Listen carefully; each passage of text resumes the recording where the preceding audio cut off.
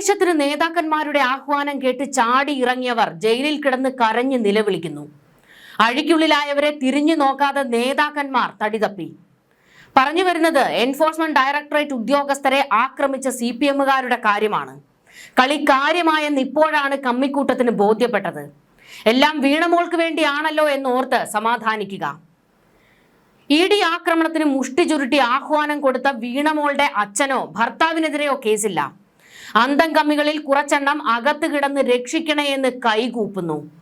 ശിവൻകുട്ടി, കടകംപള്ളി സുരേന്ദ്രൻ, ബ്രിട്ടാസ് ഉൾപ്പെടെ പ്രതിഷേധ രംഗത്തുണ്ടായിരുന്ന ഒരു നേതാക്കളെയും മഷിയിട്ട് നോക്കിയിട്ട് കാണാനില്ല. ജയിലിൽ കിടക്കുന്നവരുടെ മാതാപിതാക്കൾ നേതാക്കന്മാർക്ക് മുന്നിൽ മക്കളെ രക്ഷിക്കണേ എന്ന് അപേക്ഷിക്കുന്നു. പക്ഷേ നേതാക്കന്മാർ തിരിഞ്ഞു നോക്കുന്നില്ല. ഇതെല്ലാം പാർട്ടി പ്രവർത്തനത്തിന്റെ ഭാഗമാണത്രേ. എന്ത്?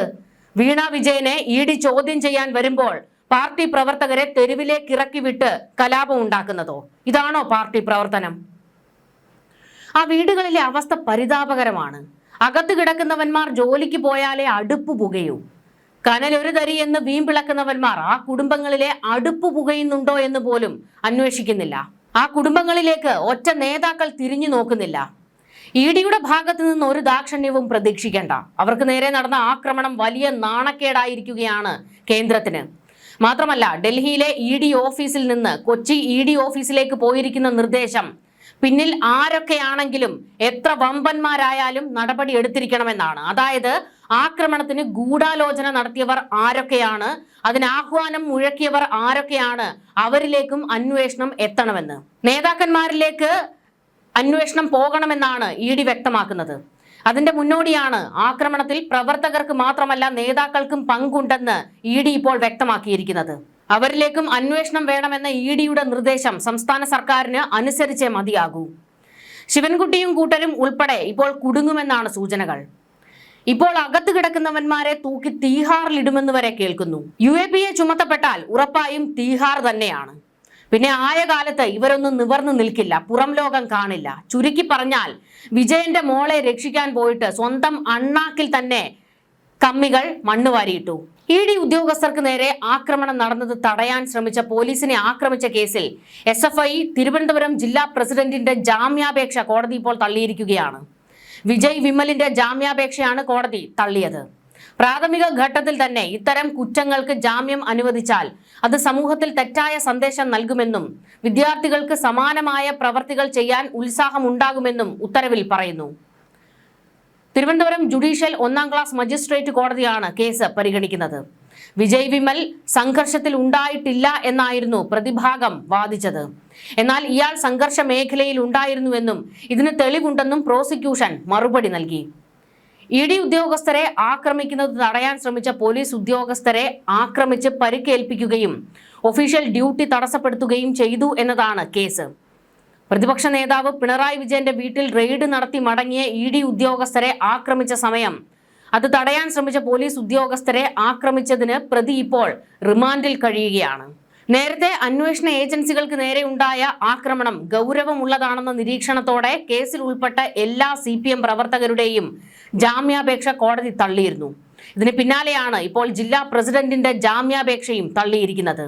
ED ഉദ്യോഗസ്ഥരുടെ വാഹനങ്ങൾ ആയുധം ഉപയോഗിച്ച് അടിച്ച് തകർത്ത് ഭീകര അന്തരീക്ഷം സൃഷ്ടിച്ച പ്രതികൾക്ക് ഒരു തരത്തിലും ജാമ്യം അനുവദിക്കരുതെന്നും പ്രോസിക്യൂഷൻ വാദിച്ചിരുന്നു. കോടതിയിൽ ഉദ്യോഗസ്ഥർ അവരുടെ ഔദ്യോഗിക കൃത്യനിർവഹണത്തിന് ഉപയോഗിച്ച വാഹനം പൊതുമുതലായാണ് നിയമത്തിൽ കണക്കാക്കുന്നതെന്നും പ്രോസിക്യൂട്ടർ കോടതിയെ അറിയിച്ചു. അതേസമയം അറസ്റ്റ് ചട്ടങ്ങൾ പാലിച്ചില്ല, ഉദ്യോഗസ്ഥർ റെയ്ഡ് കഴിഞ്ഞ് മടങ്ങിയ സമയം കൊണ്ട് തന്നെ ഔദ്യോഗിക കൃത്യനിർവഹണം തടസ്സപ്പെട്ടില്ല, സ്വകാര്യ വാഹനമായതുകൊണ്ട് തന്നെ പൊതുമുതൽ നശിപ്പിക്കപ്പെട്ടില്ല എന്നിവയായിരുന്നു പ്രതിഭാഗം വാദിച്ചത്. എന്നാൽ ഒരെണ്ണത്തിന് ജാമ്യം കൊടുക്കാതെ കോടതി കടുപ്പിക്കുകയാണ്. നേതാക്കന്മാരെ വിളിച്ച് രക്ഷിക്കാൻ പറഞ്ഞിട്ടും ഇനി കാര്യമില്ല, അവരും കാല് വാരിയിരിക്കുകയാണ്. കേസ് കൈവിട്ടു പോയിരിക്കുന്നു എന്ന് വ്യക്തം. ഇനി നമുക്ക് മറ്റ് ചില കാര്യങ്ങൾ വിശദമായിട്ടൊന്ന് പരിശോധിക്കാം.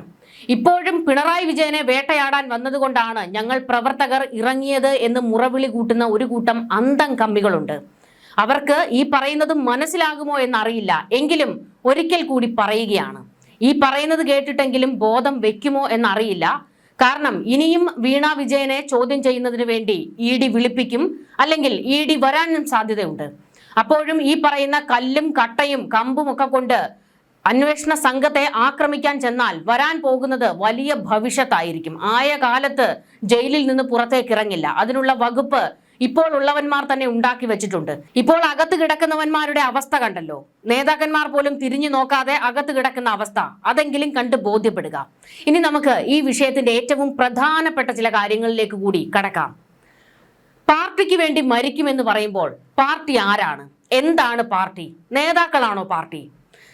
അല്ല, ഒരു ഇരട്ടച്ചങ്കന്റെ മുഖമല്ല പാർട്ടിക്ക്. അതാദ്യം മനസ്സിലാക്കുക. ഇതിനൊരു മുഖമല്ല, ശക്തമായ ഒരു ആശയമാണുള്ളത്. അങ്ങനെയുള്ളപ്പോഴാണ് പാർട്ടിയിലെ ഒരു നേതാവ്, അങ്ങനെ മാത്രമേ പിണറായിയെ പറയാൻ കഴിയൂ, നേതാവായ പിണറായിയുടെ മകൾക്ക് വേണ്ടി കുറച്ചെണ്ണം ജയിലിൽ പോയി കിടക്കുന്നത്. പ്രത്യയശാസ്ത്രത്തെ നേരിട്ട് കാണാൻ കഴിയില്ല എന്നതുകൊണ്ട് നേതാക്കളിലൂടെയാണ് അണികൾ പാർട്ടിയെ കാണുന്നത്.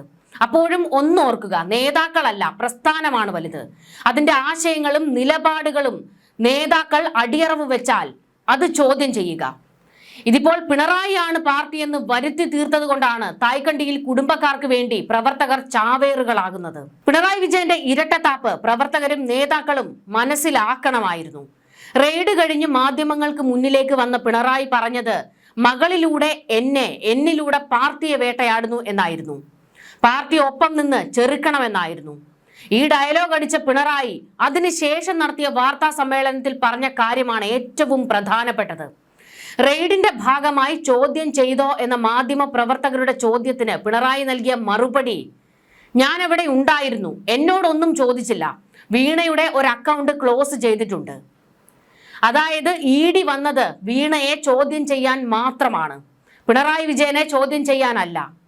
CMRLുമായുള്ള 2,78,00,000 രൂപയുടെ ഇടപാടിൽ എക്സാലോജിക് എന്ന ബംഗളൂരു ആസ്ഥാനമായി പ്രവർത്തിച്ചിരുന്ന കമ്പനിയുടെ മാനേജിംഗ് ഡയറക്ടറെ ചോദ്യം ചെയ്യാനും അവരുടെ വീട് റെയ്ഡ് ചെയ്യാനുമാണ് എൻഫോഴ്സ്മെന്റ് ഡയറക്ടറേറ്റ് ഉദ്യോഗസ്ഥർ എത്തിയത്.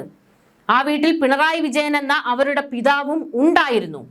പിന്നെ എങ്ങനെയാണ് ED പിണറായിയെ വേട്ടയാടി എന്ന് പിണറായി വിജയൻ ആദ്യം പറഞ്ഞത്? അതാണ് ഇവിടുത്തെ ഏറ്റവും പ്രധാനപ്പെട്ട പോയിന്റ്. ED റെയ്ഡ് കഴിഞ്ഞ് വീട്ടിൽ നിന്നിറങ്ങിയപ്പോൾ പിണറായി പാർട്ടിക്കാരെ തെറ്റിദ്ധരിപ്പിച്ച് ആക്രമണത്തിന് ആഹ്വാനമിട്ടു. പ്രവർത്തകരെ പോലീസ് തൂക്കി അകത്തിട്ടതിന് ശേഷം നടത്തിയ വാർത്താ സമ്മേളനത്തിൽ പിണറായി പറഞ്ഞത് ED മകളെയാണ് ചോദ്യം ചെയ്തതെന്ന്. പ്രവർത്തകർ നടത്തിയ ആക്രമണത്തിൽ പങ്കില്ലെന്ന് പറഞ്ഞ് കൈ കഴുകുകയും ചെയ്തു. അപ്പോൾ തലസ്ഥാനത്തെ ഒരു സീനിയർ വാർഡ് കൗൺസിലർ ഉൾപ്പെടെ 25 സഖാക്കൾ ഇപ്പോൾ ജയിലിൽ കിടക്കുന്നത് എന്തിനാണ്? വീണയെ സംരക്ഷിക്കാനാണോ അവർ ജീവൻ പോലും ബലി കൊടുക്കാൻ തയ്യാറായി ആ വീടിന്റെ മുറ്റത്ത് തടിച്ചുകൂടിയത്? റെയ്ഡ് കഴിഞ്ഞ് പുറത്തേക്ക് വന്ന ED ഉദ്യോഗസ്ഥരെ ആക്രമിക്കാൻ കല്ലും കട്ടയുമായി കാത്തു നിന്നത്? അവർ പുറത്തേക്ക് വന്നപ്പോൾ കാറിന്റെ ചില്ലുകൾ ഇടിച്ചും കുത്തിയും തകർത്തത്? ഇതാണ് സ്വാഭാവികമായും ഇപ്പോൾ ഉയരുന്ന ചോദ്യം. അതായത് പാർട്ടിക്കാരി പോലും അല്ലാത്ത, പാർട്ടിയിൽ ഒരു അംഗത്വം പോലും ഇല്ലാത്ത വീണ വിജയന് വേണ്ടിയിട്ടാണോ ഈ പൊട്ടന്മാരെല്ലാവരും കൂടി ഇപ്പോൾ അകത്തു പോയി കിടക്കുന്നത്? അതാണ് നിസ്സാരമായി ചോദിക്കാനുള്ളത്. നല്ല വെടിപ്പായി വട്ടത്തിലും നീളത്തിലും പ്രവർത്തകരെ പിണറായി പറ്റിച്ചു, വഞ്ചിച്ചു. പ്രവർത്തകർ തല്ലുകൊണ്ടത് വീണയ്ക്ക് വേണ്ടിയാണെന്ന് പിണറായിക്കും സമ്മതിക്കേണ്ടി വന്ന സാഹചര്യത്തിൽ ചോദിക്കുകയാണ്, അപ്പോൾ വീണയാണോ പാർട്ടി? അല്ല, പിണറായി തന്നെയാണ് പാർട്ടി. വീടിനകത്ത് പിണറായിയെയും ഭാര്യ കമലയെയും ചോദ്യമുനയിൽ നിർത്തി ED ഭീകര അന്തരീക്ഷം സൃഷ്ടിക്കുകയാണ് എന്ന പ്രതീതി സൃഷ്ടിച്ച നേതാക്കൾ തന്നെയാണ് പാർട്ടി. ആ പാർട്ടിയുടെ ആഹ്വാനവും നിർദ്ദേശവും ശിരസ വഹിച്ചു മാത്രം ശീലിച്ച സഖാക്കൾക്ക് മറ്റൊന്നും ചിന്തിക്കാനില്ല. അവർ ഇറങ്ങുന്നു, തെരുവിൽ സംഘടിക്കുന്നു, ED വാഹനം തടയുന്നു, ആക്രമിക്കുന്നു, ജയിലിലാകുന്നു, ജാമ്യം നിഷേധിക്കപ്പെട്ട് അകത്ത് തന്നെ കിടക്കുന്നു. ഇതാണ് മൊത്തത്തിൽ സംഭവിച്ചത്.